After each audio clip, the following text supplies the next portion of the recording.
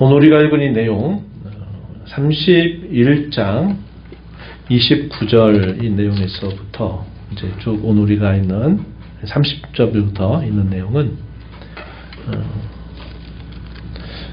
모세 노래로 알려져 있는 비교적 상당히 많은 분량을 담고 있는 이 노래가 되겠습니다. 이 내용이 52절까지 쭉 이어져서 상당히 많은 분량이어서 한 반 정도를 끊어서 오늘 좀 살펴보고 나머지 부분들을 다음 시간에 함께 살펴보려고 합니다. 이 노래를 부르게 한 것입니다. 부르게 하고 그 노래를 대대 순손들에게 이 노래를 부르게 함으로써 그들이 역사 가운데서 겪게 되는 일들이 이것이 그냥 된 일이 아니라 예적부터 우리가 불렀던 이런 노래대로 되는구나 하는 사실들을 그들에게 알게 하겠다는 겁니다. 그리고 그들로 하여금 어떻게 해야 될까 하는 것을 이 노래 속에서 보조 노래에서 그들로 하여금 하나님의 백성들로 어떻게 살아야 될까 하는 것을 그들에게 깨우쳐 주기 위해서 하나님이 모세에게 노래를 지어서 부르게 하도록 해라 하는 그런 명령을 내리셨습니다. 그리고 모세는 그러한 하나님의 명령을 따라서 노래를 지은 겁니다. 그리고 그 노래의 가사를 오늘 이 본문 속에서 알려주고 있다 하겠습니다. 리듬은 남아있지 않아요. 마치 우리가 살펴보고 있는 시편처럼 거기에다 곡자가 붙어서 이렇게 노래로 불러졌던 것이 후대에 가서는 그 곡조는 보존이 되지 못하고 가사가 남아서 우리가 시편으로 읽는 것처럼 이 모세의 노래 또한 곡조에 붙여서 부르게 했을 것인데 역시 이것도 그 곡조는 보존이 되지 않았다 하는 것을 우리가 알 수 있겠습니다. 그래서 31장 30절에 모세가 이스라엘 총회에 이 노래의 말씀을 끝까지 읽어 들리니라 했고 이 노래의 가사가 어떤 내용들이냐 하는 것이 이 32장 전체에서 소개되고 있다 하는 겁니다. 우리가 이 노래를 통해서 확인하게 되는 두 가지의 핵심적인 주제가 있어요. 그 주제의 첫 번째가 뭐냐면 하나님의 사랑이라고 하는 겁니다. 하나님의 사랑이 어떠한가에 대해서 노래를 부르게 합니다. 그리고 또 하나의 주제가 뭐냐면 자기 백성들의 반역이라고 하는 겁니다. 그래서 하나님의 사랑과 그 백성들의 반역이 대조를 이루고 있는 이런 가사를 담고 있다 합니다. 하나님께서 자기 백성들을 향해서 부르시는 그 간절한 사랑의 고백, 이것이 이 노래 안에 담겨 있고 그럼에도 불구하고 하나님으로 만족하지 못하는 그 백성들이 결국 다른 신들을 따라 섬기다가 결국 그들이 징계를 받게 되고 마침내 다시 회복이 되는 그런 내용들이 이 가사의 노래 가운데 소개되고 있습니다. 전체 이 노래를 우리가 좀 구분해 보면 1절부터 4절까지 이런 내용에서는 여호와 하나님께서 이스라엘 백성들에게 어떤 분이시냐, 하나님이 그 백성들을 어떻게 대하시느냐 하는 것에 대한 소개를 해줍니다. 그리고 이스라엘 백성들의 이 패역에 관계된 그런 내용들이 이제 쭉 길게 소개가 됩니다. 먼저 우리가 읽은 26절까지 계속 그런 내용들을 담아주는데 그 내용 속에서 하나님이 그 백성들에게 행하셨던 그분의 사랑이 전반부에 소개가 되고 또 그 뒤에 이어서 이스라엘 백성들의 배신에 대한 내용들이 소개가 됩니다. 그리고 그런 배신을 하나님이 보시면서 하나님의 그들을 징계하시는 내용들이 쭉 소개가 되고 그런 내용들이 실현될 그런 내용들이 됨을 우리에게 보여주고 있습니다. 한번 이러한 구성을 하나씩 살펴보면서 오늘도 우리에게 주시는 교훈을 함께 살펴보도록 합니다. 첫 번째 선에 대한 내용들이 4절까지 이어집니다. 이 4절에 이어지는데 어떻게 시작을 하느냐. 1절에 보면 하늘이여 귀를 기울이라 내가 말하리라 땅은 내 입의 말을 들을지어다. 하늘을 불러들이고 땅을 불러들여서 증거로 삼는 겁니다. 그래서 하늘과 땅을 마치 법정에 소환하듯이 이렇게 불러들이고 그들로 하여금 마치 법정의 증인처럼 삼아서 하나님이 하시는 말씀을 전해줍니다. 이런 내용들은 우리가 선지서를 통해서도 많이 이런 표현들을 많이 우리가 살펴보는 부분이죠. 하나님의 법정에 자기 백성들을 불러들이고 그 법정의 증인들로 하늘과 땅을 그 증인으로 삼아서 하나님이 그 백성들에게 누구인지 또 그 백성들이 하나님을 어떻게 대했는지에 대해서 마치 법정에서 논쟁을 벌이듯이 하는 그런 형식을 성경이 여러 곳에서 보여주고 있는데 오늘 본문에서도 그렇게 시작하고 있습니다. 그러면서 귀를 기울이라 내 입의 말을 들으라 이렇게 해놓고는 2절에 표현하기를 내 교훈은 비처럼 내리고 내 말은 이슬처럼 맺히나니 연한 풀 위에 가는 비 같고 채소 위에 단비 같도다 이렇게 표현합니다. 내 교훈 뭘 말할까요? 하나님의 말씀이죠. 하나님의 말씀에 대하여 그들로 하여금 그 말씀이 어떠한 효능을 가져다 주는가에 대해서 비유하기를 비처럼 이슬처럼 이렇게 비유합니다. 이 비와 이슬이 이스라엘에 있어서 매우 중요한 그들이 먹고 사는 데 있어서 아주 필수 불가결한 그런 요소가 된다 그랬습니다. 우리가 앞에서 신명기 11장에서도 애굽 땅과 이스라엘 백성들이 차지할 땅이 어떤 면에서 다르냐 하는 것에 대해서 이미 모세가 설교를 통해서 그들에게 전한 바 있습니다. 애굽 같은 경우에는 수로만 잘 만들어주면 나일강에서 흐르는 그 물이 젖줄이 돼서 풍작을 이루기가 상당히 좋습니다. 어렵지 않아요. 그러나 이스라엘의 지형은 매우 독특한 지형을 가지고 있어서 그런 사람들의 수고를 통해서 먹고 사는 길이 닫혀있는 땅이다 그랬습니다. 그래서 이스라엘 백성들이 살게 될 그 땅은 하늘로부터 내리는 비 그리고 밤에 내렸다가 아침에 다시 증발하는 이런 이슬 이런 것들이 그들이 먹고 사는 데 있어서 대단히 중요한 요소가 됩니다.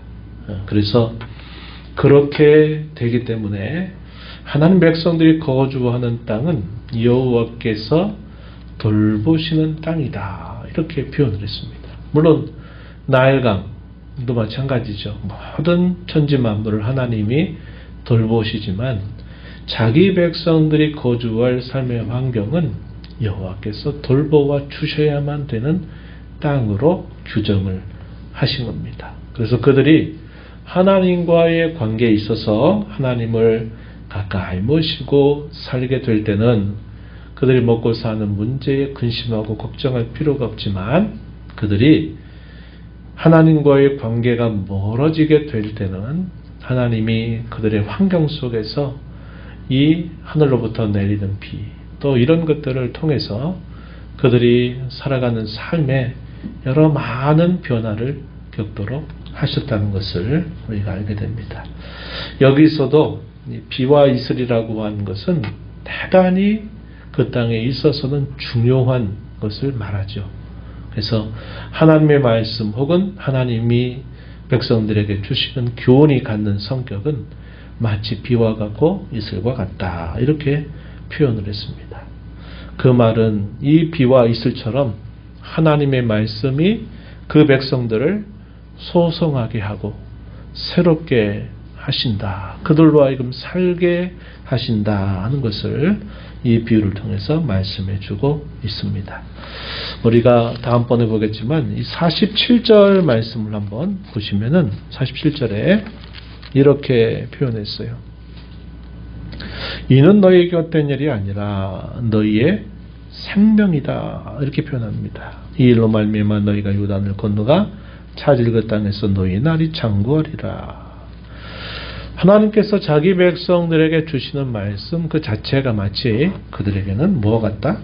생명 그 자체와 같다 이렇게 표현하고 있다는 겁니다. 그래서 이스라엘 백성들이 살 길, 그들이 하나님 앞에서 회복을 받는 모든 길들은 하나님의 말씀 혹은 그분의 교훈을 듣고 사는 데 있다 하는 것을 분명하게 밝혀주고 있습니다. 우리가 앞서 신명기 8장에서 모세의 설교 가운데서도 광야 40년을 동안 하나님의 기대하심이 뭐였느냐, 그들로 하여금 떡으로 사는 존재가 아니라 하나님의 입으로부터 나오는 말씀으로 사는 존재임을 알게 하려 하심이었다, 이렇게 말했습니다. 또 우리가 앞서 읽었던 내용에서는 그들이 그 광야에서 그들이 끊임없는 범죄와 반역 때문에 그들이 보는 눈, 듣는 귀, 깨닫는 마음을 하나님이 주시지 아니하셨다, 이렇게 표현을 하기도 했습니다. 그래서 서원에서 하늘과 땅을 증인으로 삼으시면서 하나님의 말씀 혹은 하나님이 주시는 교훈은 마치 비와 이슬과 같고 그것이 곧 그들에게 생명 그 자체와 같다는 사실을 강조하고 있습니다. 그들로 하여금 무엇을 들으라고, 무엇을 또 모세가 선포하리라고 말하냐면 3절에 보면 내가 여호와의 이름을 전파하겠다, 이렇게 말합니다. 여호와의 이름 이런 표현들은 여호와 하나님 자신을 표현하는 것과 다르지 않다는 겁니다. 우리 사람이 이름을 부르면 그 사람 전체를 표현하는 것과 똑같은 거죠. 그 사람의 됨됨이, 그 사람이 행하는 이런 삶의 습관들, 이런 것들을 다 통칭해서 그 이름 안에 표현되고 있는 것처럼 여호와의 이름을 내가 여러분들에게 전파한다 라고 할 때 하나님 자신, 이렇게 이해도 된다 하는 겁니다. 그래서 너희는 그 전파하는 말씀을 듣고 어떻게 하라고 얘기합니까? 3절 하반절에 여호와께 위엄을 그분께 돌려라, 이렇게 말씀하고 있다 하는 겁니다. 그 여호와 하나님의 이름을 또 뭐라고 표현했느냐, 반석이라고 하는 비유를 통해서 설명했습니다. 4절에 보면 여호와 하나님이 누구시냐, 그는 반석이시다, 이렇게 표현했습니다. 반석이시다. 이 표현이 뒤에서도 반복이 돼요. 뒤에서도 반복적으로 이 반석이란 말이 표현됩니다. 15절 가서도 보면 뭐라고 표현했느냐, 하반절에 자기를 지으신 하나님을 버리고 자기를 구원하신 반석을 없인 여겼도다. 하나님은 뭐라고 표현합니까? 구원하신 반석 혹은 구원의 반석, 이렇게 표현하고 있죠. 또 18절 조금 뒤로 가서 봐도 또 뭐라고 표현하냐면 너를 낳은 반석이다, 이렇게 표현합니다. 여호와 하나님을 반석으로 비유하죠. 우리가 시편의 많은 표현들을 통해서도 하나님을 뭐라고 부르는 나의 반석이다, 이런 표현들을 여러 번 사용하는 것을 우리가 떠올려 볼 수 있습니다. 여기서 하나님을 반석이다 이렇게 표현할 때 구원하시는 반석, 이런 표현, 너를 낳은 반석, 이런 표현들을 사용하고, 반석 자체가 우리에게 뭘 줄까요? 흔들림이 없다, 탄탄하다, 변함이 없다 하는 것을 우리에게 떠올려주고 있다는 겁니다. 그래서 하나님이 어떤 분이시냐, 이제 말로 풀어주기를 4절 이어지는 말씀을 한번 쭉 보시면 이렇게 말해요. 그가 하신 일이 완전하고 그의 모든 길이 정의롭고 진실하고 거짓이 없으시다. 그분은 공의로우시고 바르시다, 이렇게 말합니다. 하나님이 하시는 일이 완전하다. 그가 이끌어가는 모든 길은 정의롭고 진실하고 거짓이 없으시다. 이 사실을 밝혀주고 있다 하는 겁니다. 근데 우리는 사실 이제 우리가 살아가는 삶의 현장에서 봤을 때는 어떤 한순간의 찰나, 어떤 한 그 과정들 마치 사진을 찍어서 어떤 특별한 하나의 그 과정을 딱 우리가 기록으로 남기는 것처럼 우리가 하나님을 생각할 때 마치 사진을 찍듯이 우리가 딱딱 기억을 하게 될 때가 많아요. 나는 지금 어려운데 하나님은 나를 외면하시는 것 같다. 나는 하나님을 간절하게 찾고 있는데 하나님은 부재하시는 것 같다. 하나님은 침묵하시는 것 같다. 이런 어떤 마치 사진으로 탁 찍었을 때 드러나는 그 장면처럼 내가 하나님을 이렇게 찾는데 하나님이 왜 내게 응답하시지 않느냐. 만약에 하나님께서 정말 의로우시다면 저런 악인들에 대하여 벌을 내리셔야 되는데 왜 벌은 안 내리고 나는 왜 이렇게 어렵냐 하는 것들이 그 마치 사진의 한 장면처럼 딱딱딱 보인다는 거예요. 근데 우리가 하나님이 의로우시다. 그가 이끌어 가시는 모든 길이 하나님이 올바르시다 라고 고백하는 것은 한순간의 어떤 찰나를 보는 게 아니라 그 찰나들의 그 단편적인 이런 장면들이 쭉 이어져서 쭉 봤을 때 결국 하나님은 그분의 의로우심과 그분의 공의로우심을 나타내신다 하는 사실을 보여준다는 겁니다. 그래서 우리가 늘 이제 그런 면에 있어서 우리 신앙의 훈련이 필요한 것이죠.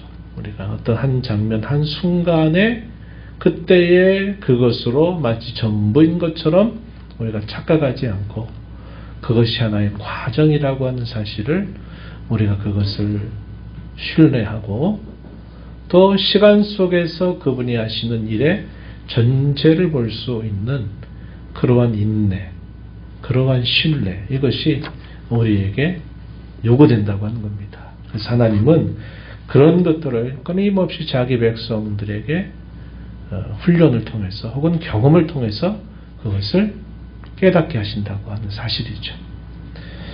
그래서 우리가 분명히 기억할 수 있어야 되겠다 하는 겁니다. 그래서 사진과 마치 동영상을 여러분들이 서로 이렇게 비교해서 생각해 보면 이해가 잘 될 거예요. 사람의 굉장히 아름답고 멋진 광경을 마치 이렇게 스냅 사진으로 하나 탁 찍었을 때 그 영상을 딱 보면 사람이 참 아름답고 멋있게 나왔는데 그 스냅 사진 딱 보니까 얼굴 모양이 보기가 흉측해요. 그런 경우들이 있죠. 사진을 막 한번 탁 찍었을 때 막 여러 사진들이 막 이렇게 한꺼번에 확 찍혔을 때 그 광경은 참 좋은 광경이 기분 좋은 그런 광경인데 찍은 사진 봤을 때는 왜 눈은 저렇게 떴으며 왜 또 저렇게 표정은 저러며 이런 것들이 보일 수 있다는 거죠.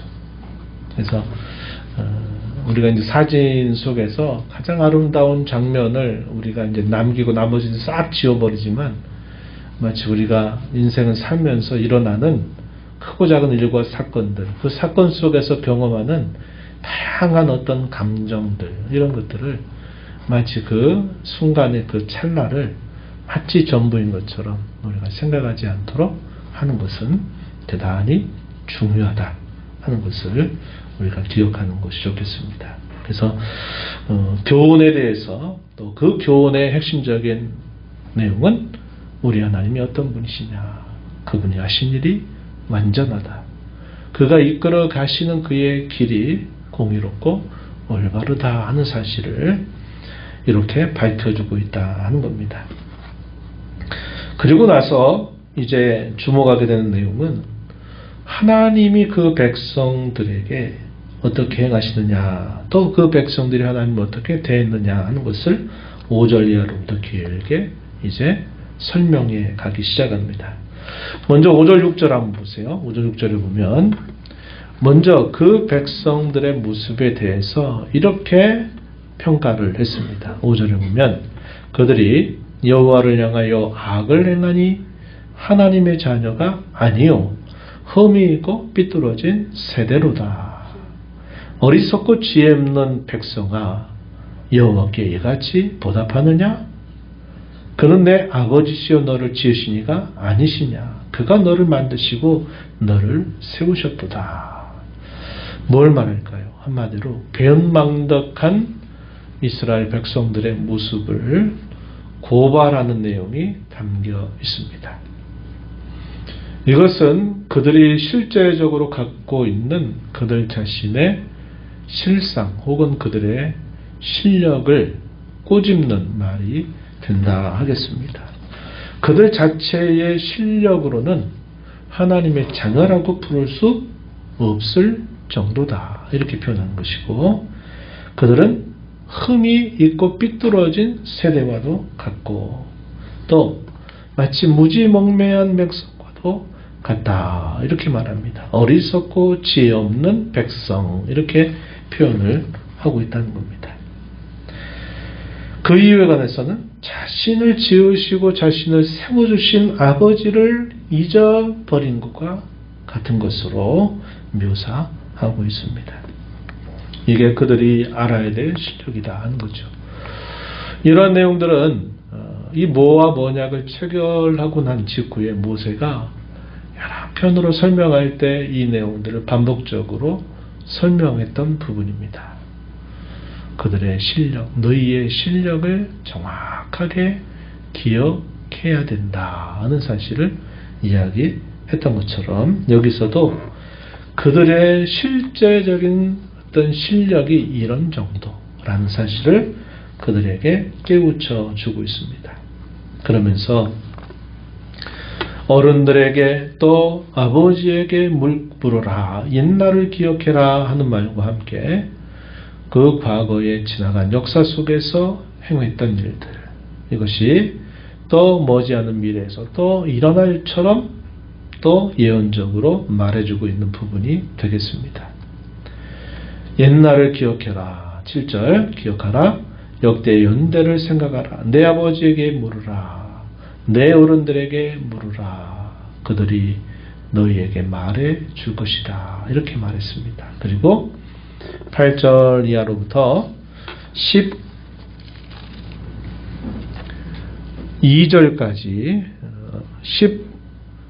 14절까지입니다. 14절까지의 내용에서는 하나님이 그 백성들에게 행해 주셨던 이 구원의 손길, 그것에 대해서 이야기해 줍니다. 그리고 15절 이하로부터 26절, 우리가 그 마지막 절까지 계속 이어지는 내용은 반역, 하나님을 향한 배신, 그 내용이 소개되고 있습니다.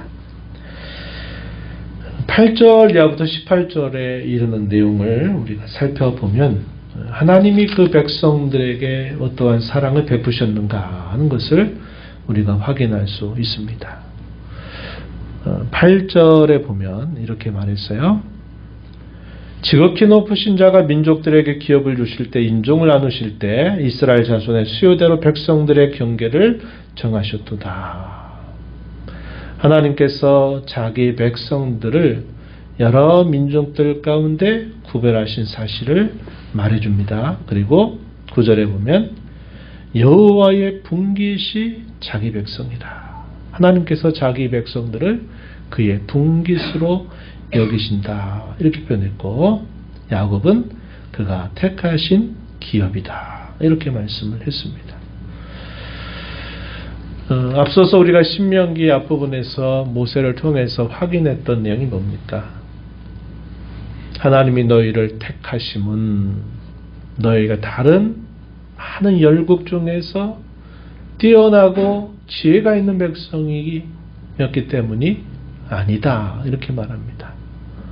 다만 너희는 작고 부족하지만 내가 너희를 택한 것은 오직 내가 너희를 무엇 때문에 한 것이다? 사랑함은 인함이다. 이렇게 말했습니다. 다른 어떤 근거를 보시지 않고 내가 세계 많은 열국 중에서 내가 너희를 사랑함으로 내가 너희를 택했다. 너희를 나의 기업으로 삼았다. 이렇게 표현을 했다는 겁니다. 그래서 여기서도 하나님이 그 많은 민족들 가운데 이스라엘을 구별하셔서 그들을 자기의 기업으로 분깃으로 삼으셨다 하는 것은 하나님의 조건이 없는 사랑이다 하는 사실을 떠올려주고 있는 것입니다. 그리고 하나님께서 어떻게 하셨느냐 하는 내용이 계속 소개됐는데 10절에 보면 황무지에서 그리고 광야에서 하나님이 그들을 만나주셨다, 호위하셨다, 보호하셨다, 눈동자같이 지키셨다. 이렇게 말합니다. 만나주셨고 호위하셨고 보호하셨으며 지켜주셨다. 이렇게 말했습니다. 황무지, 광야, 뭘 말할까요? 도움과 보호가 없이는 살아갈 수 없는 척박한 환경, 이것을 떠올려주는 표현이죠. 이런 가운데 하나님이 만나주셨다, 찾아주셨다는 거죠. 호위하셨다, 보호하셨다, 지켜주셨다. 이렇게 말합니다. 하나님이 그 백성들에게 베푸신 여러 구원의 손길들을 이와 같이 표현을 했습니다. 11절에서는 조금 독특한 표현이 소개되고 있어요. 한번 눈으로 보십시오. 마치 독수리가 자기의 보금자리를 어지럽게 하며 자기의 새끼 위에 너풀거리며 그의 날개를 펴서 새끼를 받으며 그의 날개 위에 그것을 엎는 것 같이 여호와께서 홀로 그를 인도하셨고 그와 함께한 다른 신이 없었다. 이렇게 표현했습니다. 독수리가 그 새끼를 낳아가지고 그 새끼를 돌보고 양육하는 것을 여기 비유로 설명했어요. 그것을 하나님께서 그 이스라엘 백성들을 하나님이 양육하신 것을 마치 어미 독수리가 새끼 독수리를 양육하는 것과 같이 비유를 하고 있다 하는 겁니다. 여러분 그 영상을 좀 보셨는지 몰라요. 독수리가 새끼를 어떻게 양육하는지 보셨는지 몰라요. 새끼를 양육하는데 분명히 그 새끼를 보호하고 돌보는 일을 하는데 어떻게 하느냐, 아주 강하고 무섭게 그 새끼를 다룬다는 것을 우리가 알 수 있습니다. 여기서도 뭐라고 표현했냐면 보금자리를 어지럽게 한다. 보금자리를 어지럽게 할 필요가 없잖아요. 다른 새들은 어떻게 합니까? 보금자리를 안전하게 잘 만들어서 그 보금자리에다 새끼를 두고 또 그 새끼를 계속 품고서 그 새끼를 먹일 것 갖다 주죠. 그렇게 하면서 그 새끼를 길러가요. 근데 독수리는 다르다는 겁니다. 보금자리를 어지럽게 하고 자기 새끼 위에 너풀거린다. 이렇게 말했고 그의 날개를 펴서 새끼를 받는다. 그렇게 표현했습니다. 높은 곳에다가 보금자리를 만들고 그 높은 곳에서 독수리가 새끼를 날게 하는데 어떻게 하는지 그 벼랑 끝으로 휙 뭐라 이렇게 딱 던지다가 거기서 날개를 펴가지고 아무리 해보려고 해도 이 날개가 힘이 없는 한 그 새끼가 날아오르지 못하죠. 떨어져 버려요. 그럼 떨어질 것 같으면 그 어미 독수리가 와서 어떻게 하냐면 날개 위에 그 새끼를 받는 거예요. 우리가 볼 때는 얼마나 위태롭고 얼마나 위험하고 얼마나 무섭게 하나 이게 보일 정도가 됩니다. 왜냐하면 다른 어미새들이 새끼를 기르는 것과 독수리가 새끼를 길러가는 것이 차이가 있기 때문에 그래요. 이게 뭘 말할까요? 연단, 훈련, 강한 새로 키우기 위해서 그러한 본능을 따라서 새끼를 양육한다는 거죠. 하나님께서 이스라엘 백성들을 처음에는 보잘것없고 힘이 없고 수요나 지혜에 있어서 그런 좋은 백성이 아닙니다. 실력이 없는 백성이에요. 근데 그 백성들을 하나님이 마치 길러가시는데 독수리가 자기 새끼를 길러가듯이 하나님이 그 백성들을 강하게 연단하고 훈육하고 그들을 돌보고 길러가신다고 하는 겁니다. 그렇게 하나님이 자기 백성들을 양육하신다는 거예요. 그래서 하나님은 광야길을 통과하게 하고 사람으로서는 감당할 수 없어 보이는 그 척박한 환경을 맞게도 하십니다. 그런데 놀라운 것은 뭐냐면 죽지 않도록 끊임없이 하나님이 그들을 돌보시고 이끄신다고 하는 겁니다. 그리고 마침내 그들을 어디로 이끌어 가세요? 적과 꿀이 흐르는 가나안 땅으로 그 백성들을 들이신다는 겁니다. 그것들은 다 뭘까요? 연단과 훈련을 통해서 그들을 더 하나님 백성답게 빚어가시는 일을 하신다는 것을 보여주고 있는 표현이죠. 그래서 여호와께서 홀로 그를 인도하셨고 그와 함께 다른 신이 없었다. 하나님만이 그 백성들의 유일한 신이 되신다는 사실과 하나님께서 그분 홀로 이 모든 일들을 하나님이 행하시는 분이다 하는 사실을 말해줍니다. 이런 말 못하게 하는 거예요.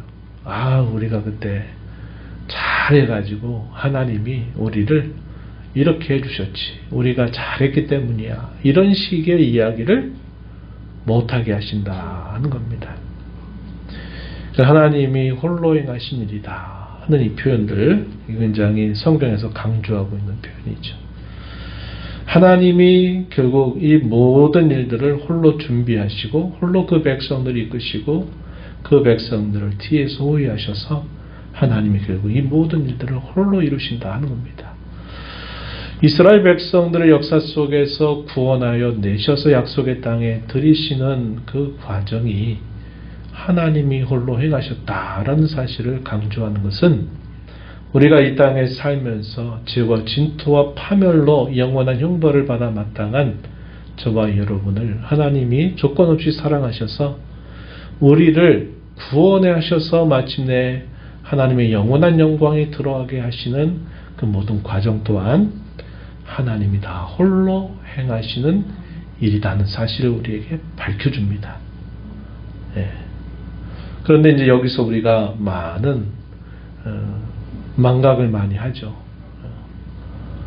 우리가 했기 때문에, 우리가 하나님과 협력했기 때문에, 우리가 뭔가 그럴 만한 어떤 자질이 있었기 때문에 우리가 그럴 수 있었다라고 생각하고 싶어 한다는 겁니다.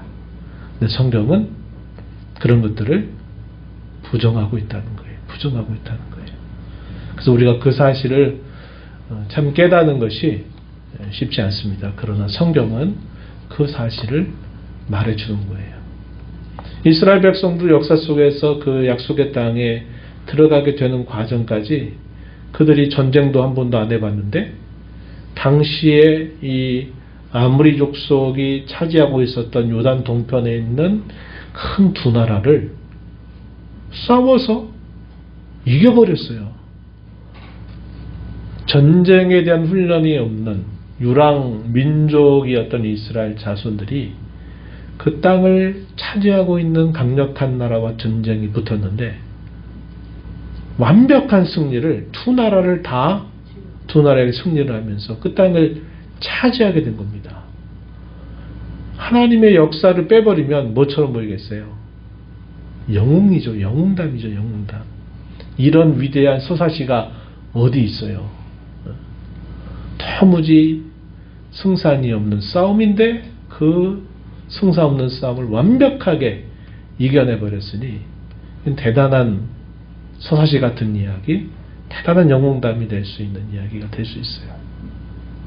이스라엘 백성들이 약속의 땅에 들어가고 또 그들이 지금 맞닥뜨리고 있는 가나안, 요단 서편에 있는 이 가나안 7족들은 아낙 자손들이 버티고 있는 그야말로 키골이 강대한 사람들, 철무기까지 가지고 있는 사람들, 이런 사람들과 전쟁을 해서 그 땅을 차지해야 되니까 그 땅을 차지해가는 과정들을 싹 째버리고 나중에 그들이 그 땅을 차지하게 된 그 결과치만 보게 되면 이것 또한 어떻게 보일까요?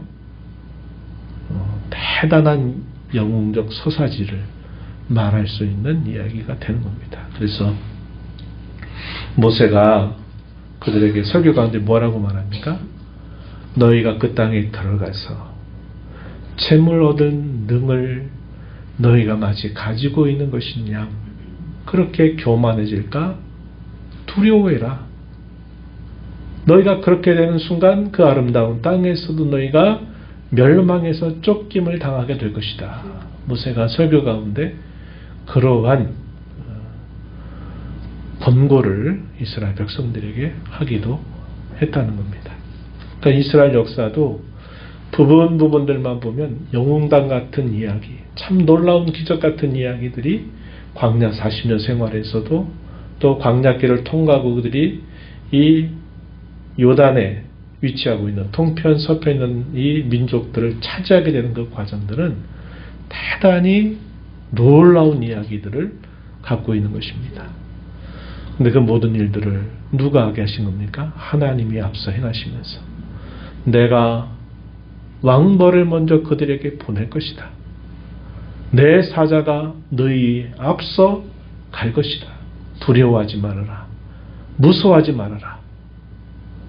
그들을 다 너희의 밥처럼 내가 그들을 다 이기도록 하겠다고 하시는 하나님의 약속이 있었고 하나님은 그렇게 행하셔서 마침내 그 백성들이 그 땅을 차지하게 된 겁니다.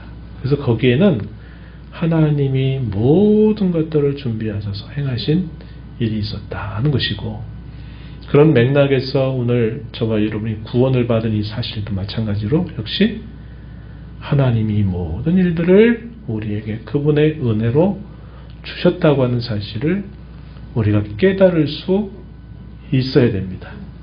이걸 깨닫지 못하면 거기에 온갖 교만한 생각들 또 온갖 크고 작은 어려움들이 우리를 기다리게 된다는 사실을 우리는 늘 기억하면서 나의 나다인 것이다. 하나님의 은혜로 된 것이다. 라고 바울 사도가 고린도전서 15장 10절에서 고백한 것처럼 우리의 모든 것들이 하나님의 은혜로 된 일이다 하는 사실을 우리가 늘 기억하면서 살아야 한다는 겁니다. 이 사실을 잊어버리면 그때부터 교만해지고 그 교만 때문에 자신도 해야 하고 다른 사람도 해야 하는 일들이 늘 따라올 수 있다고 하는 사실이죠. 그래서 이 부분을 먼저 이야기합니다. 그런데 그 하나님의 놀라우신 사랑에도 불구하고 이스라엘 백성들은 하나님을 배반했다는 사실을 이야기합니다. 뭐라고 표현했느냐? 15절에 보면 그런데 여수론이 기름짐에 발로 찼도다. 내가 살찌고 비대하고 윤택하며 자기를 지으신 하나님을 버리고 자기를 구원하신 반석을 업신여겼다. 이렇게 표현했습니다. 잘 되고 그들이 배부르고 그들이 기름지게 되니까 자신을 지으신 하나님을 잊어버리고 그들을 그렇게까지 인도하신 하나님을 업신여겼다. 이렇게 표현을 하고 있습니다. 그래서 그들이 다른 신들을 섬기고 또 귀신들에게 제사하고 그들이 알지 못하던 신들을 섬기고 또 당시에 또 새로운 신들까지 그들이 섬기기를 두려워하지 않고 두려움 없이 그런 신들을 따랐다 하는 사실을 고발해주고 있습니다. 그 일로 인해 하나님이 그들에게 얼굴을 숨기시고 질투하셨으며 그들을 여러 재앙으로 벌하셨다 하는 사실을 말해주고 있다는 겁니다. 그래서 하나님의 그 놀라운 사랑에도 불구하고 그들이 배부르고 부족함이 없어지고 형통해지니까 하나님을 잊어버리고 다른 신을 섬겼던 그들의 그 배신, 그에 대한 하나님의 징계, 이것이 오늘 우리가 읽은 26절까지 계속 이어지고 있다는 겁니다. 그래서 이 노래가 보여주는 이 대조, 하나님의 놀라운 사랑과 자기 백성들의 배신, 이것이 대조를 이루고 있다는 사실을 보여주고 있는 것이 오늘 우리가 있는 모세의 노래의 내용을 이루고 있다고 하는 겁니다.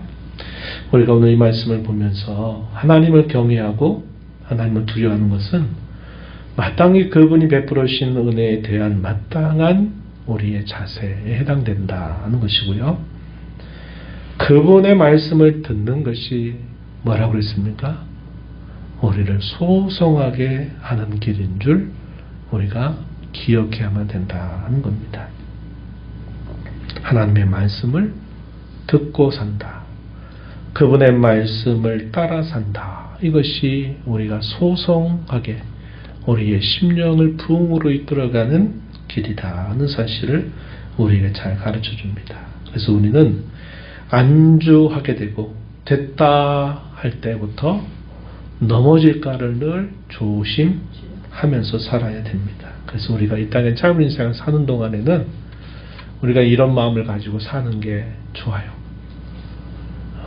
하나님이 끊임없이 안주하지 않도록 때로 우리에게 계속 뭔가 근신하게 살게 하고 경성하게 살게 하시려고 하는 많은 거리들을 하나님이 우리 앞에 두셨다. 이런 생각을 가지고 살아야 됩니다. 우리가 영원히 누리게 될 참된 그 영광에 들어가면 이러한 일들은 우리에게 더 이상 필요가 없어요. 그러나 우리가 이 땅의 광야와 같은 세상을 사는 동안에는 이것이 우리에게 당연히 있는 줄 생각하면서 살아야 합니다. 이게 예방주사가 돼요. 예수님 믿는데 왜 이렇게 항상 기도하지 않으면 안 되고, 예수님 믿는데 왜 내 삶은 이렇게 내가 기대하고 바라는 것처럼 이루어지지 않을까? 우리가 이런 생각을 하면 할수록 우리는 거기에 걸려 넘어질 수 있습니다. 하나님이 마치 아까 우리 어미새가 새끼를 아주 새 중의 왕으로 키우기 위해서 돌보고 보호하는데 그야말로 위험하고 위태로운 순간까지 두면서 다시 붙들어주고 다시 한번 또 그런 훈련을 하게 하는 것처럼 하나님이 자기 백성들을 이 땅에 사는 동안에는 계속 연단하신다. 하나님의 거룩한 나라에 살 수 있을 정도의 어떤 품성과 실력을 갖추도록 우리를 연단하신다. 그것을 우리가 생각하면서 살면 우리가 이 땅에 사는 동안에 그야말로 우리가 생각하는 형통, 우리가 생각하는 어떤 즐거움, 그런 것이 아닌 것이 바로 우리를 위한 것이다. 이런 생각을 하고 우리가 살아가는 것이 필요하다는 겁니다. 물론 그것만이 전부가 아니에요. 그렇죠? 우리가 하는 것처럼 우리의 삶은 늘 하나님이 긴장하게 하시지만 우리에게 쉴 새 없이 베풀어 주신 그분의 위로, 또 우리에게 베풀어 주시는 신령한 기쁨, 또 우리에게 베풀어 주시는 그분의 평안, 이것은 우리가 이 땅에 사는 동안 공고함 속에서도 어려움 속에서도 하나님이 맛보면서 살아가도록 우리를 이끌어 주신다는 것을 우리는 확신할 수 있습니다. 이런 믿음을 가지고 우리의 광야 같은 이 삶을 살아가는 저와 여러분이 되기를 진심으로 바랍니다.